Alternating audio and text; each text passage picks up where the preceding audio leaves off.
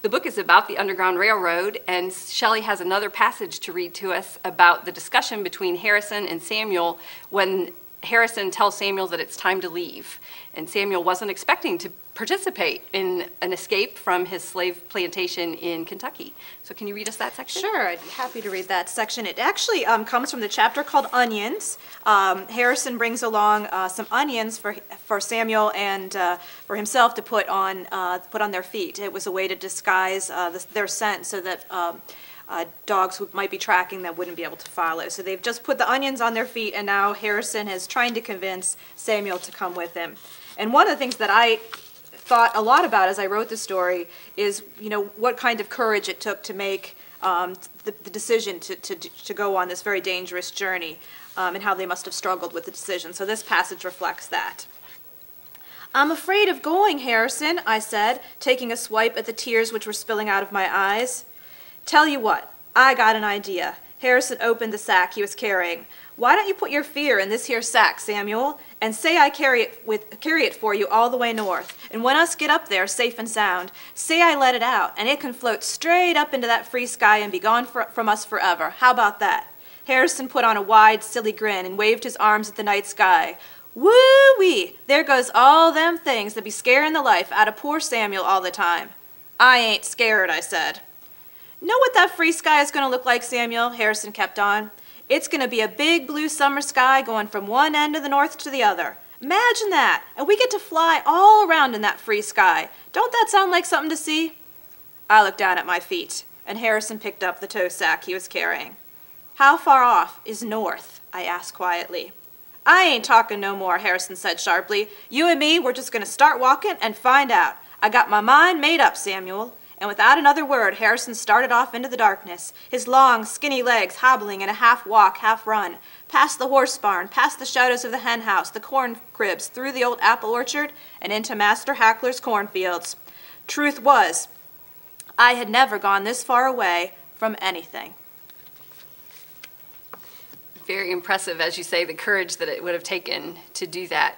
And one of the things that we see in The Trouble Don't Last is that families get ripped apart. The African-American slaves don't necessarily know who they're related to and where their relatives might be that are on other plantations. Do you think very many of them ever got back together, those families, in your research? Some of them did, especially if other family members were successful in escaping. There were some really amazing stories of families reuniting in Canada, when you would think that it would be difficult for families to find each other, but apparently it wasn't as difficult as you might think. And so families that were other family members who were able to escape were often able to reunite. But the problem was that very few escapes were successful, and so it wasn't always likely that family members who followed would have a successful escape and reach Canada. But there were definitely reunions in Canada. And then one of the surprising things I learned is that after the Civil War, the majority of the runaways that settled in Canada actually came back to the United States to reunite with family members here. So that the communities that had started in Canada often weren't sustained after the Civil War because the families wanted to come back. And there's a passage in the book where it talks about Samuel and Harrison using the actual railroad, the real above-ground railroad. And was that a common thing that would have been used in the Underground Railroad? It was, and it's one part of the Underground Railroad history that isn't covered very much. Here in Ohio, we had railroads beginning in the 1850s, and obviously it'd be much quicker to travel by railroad than to travel on your own 2 feet or even by wagon. And runaways called it going the faster way. And so if they had the opportunity to hop on a railroad or on a railroad car, they definitely would take that opportunity. In fact, the East Coast had railroads earlier than Ohio did, and that was a common way to transport runaways up the East Coast, was by railroad. They also called it riding the cars, and they would put runaways on the cars. And it was interesting in the story that the one character ended up going the wrong direction because they couldn't read, and that it's not like there's a great big sign on the train that says, take this one. Exactly. And then when they reached the Lake Erie, there were apparently a fair number of ships that were willing to either ignore the fact that they had a runaway or take them intentionally. Yes, there was a lot of support for helping runaways among the ship captains. And so if a runaway could get himself on board one of the ships, he had a pretty good chance of being able to be taken across the lake to Canada. So there was a pretty good group of supporters among those who operated the ships on Lake Erie.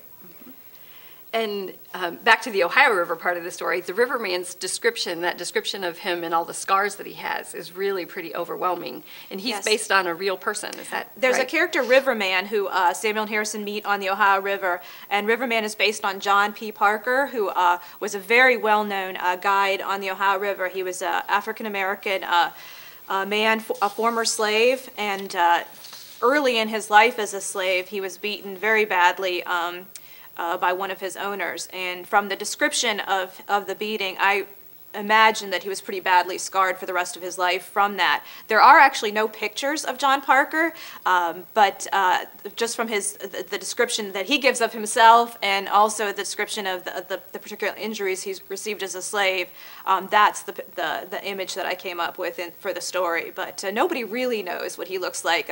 There are a number of his family members who I believe still live in Ohio today, and there are pictures of his children, but we don't have a picture of him.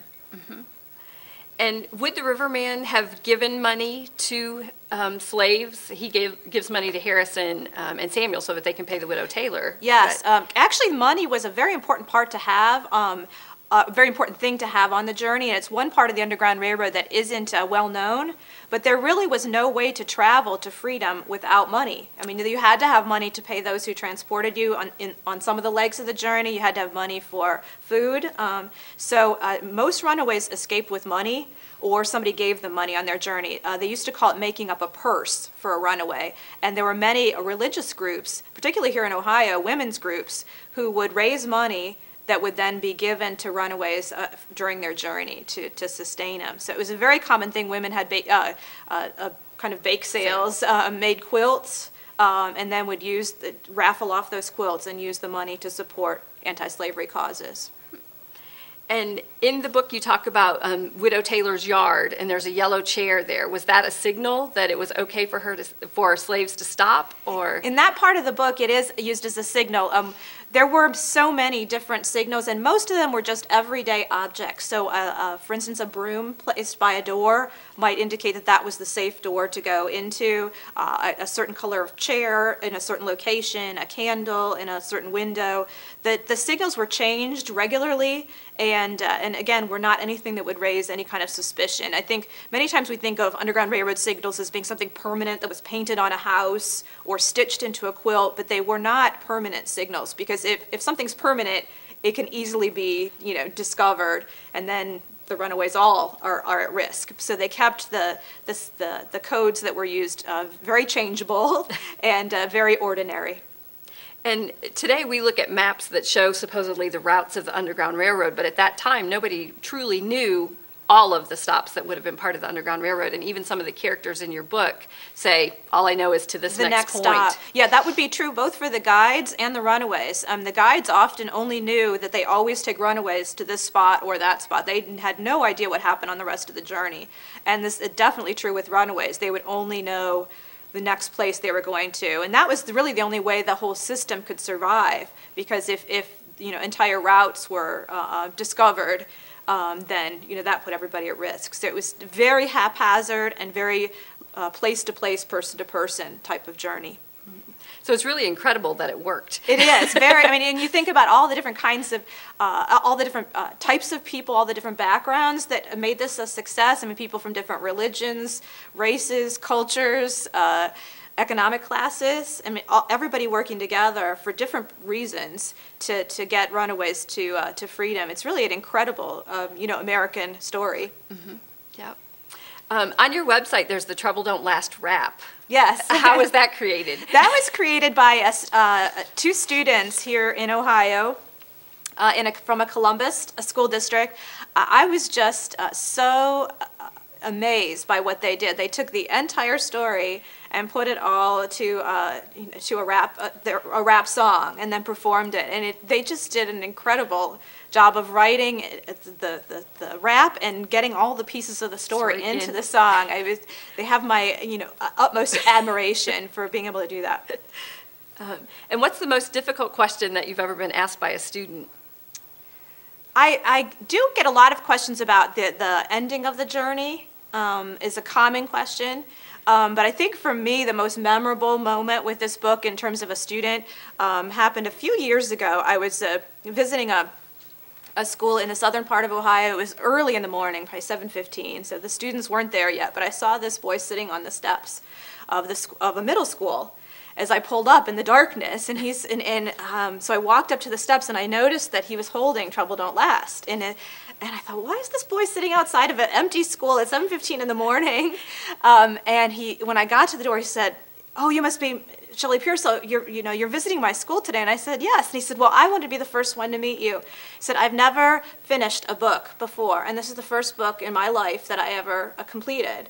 And I wanted to be the one to meet you first at the school." And that just, to this day, I can still see he was an 8th grader, so he hadn't read a book by himself until 8th grade. Yeah. And to see him sitting on the steps, I mean, that made the writing of the story and everything worth it. Yeah. So how long did it actually take to write the book? It was done over a couple-year period, but if I put all the time together, it would be about 2.5 years to write this story. And that's pretty typical for a historical fiction story because of the amount of research required and the fact-checking once you've written the story. So it usually takes me between 2 to 2.5 years to write historical fiction. And is there going to be a sequel to Trouble Don't Last? I'm often asked that question. I think I've been away from the material at this point for too long to be able to write an effective sequel, and I often think sequels lose something from the main story. They aren't as just aren't as successful, aren't as deep as in the main. So I don't know that I would write a sequel. I think I'd prefer the book to stand alone. But at this point, I never say never, but at this point I don't have a plan for a sequel. And there also have been some other authors who've written about the experience in Canada. I think that would be the angle that I would have taken, but there are some authors that have written recently about that experience. Christopher Paul Curtis has a book talking about the experience in Canada. So. And what role do you see for historical fiction in middle school classrooms? How do you hope teachers use it? I think it's so important. I mean, being somebody who loved history as a child, I'm often dismayed by how history is taught in schools today. I mean, it's all about tests and standards and textbooks. And history, I mean, the main word in history is story. And so history should really be about stories, and I think we lose that in many classrooms today. So I hope that teachers use historical fiction as a way to bring the story back and get kids interested in history, because there are just so many fascinating topics. But I think kids need to those topics and those stories need to grab the kids, and I think historical fiction does that. And this is a great example of a book that will grab not only the adults, but also the kids. And that's a comment we've heard many times as we've been working on this Underground Railroad project here in Champaign County. Shelley will be visiting several public schools while she's here where the students have already read the book. And if you don't have a copy, you can visit one of the public libraries, either in Urbana, St. Paris, or Mechanicsburg, to get a copy. Or you can visit our local independent bookseller, the Old Book Nook, which has provided many copies of the book that we've been able to hand out around the community. And so, Shelley, we thank you very much for being here. And we have had a great time hearing about Trouble Don't Last. Please join us again on Urbana Leader.